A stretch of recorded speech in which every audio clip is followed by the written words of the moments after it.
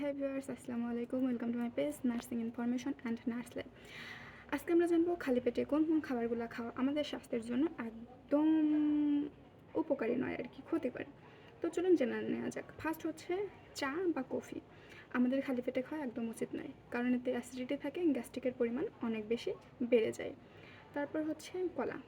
কলা হচ্ছে খালি পেটে খাওয়া একদমই ঠিক নয়, কারণ এতে হচ্ছে পটাশিয়াম এবং ম্যাগনেসিয়ামের পরিমাণ বেশি থাকে, যে কারণে আমাদের হার্টের উপর চাপ পড়ে।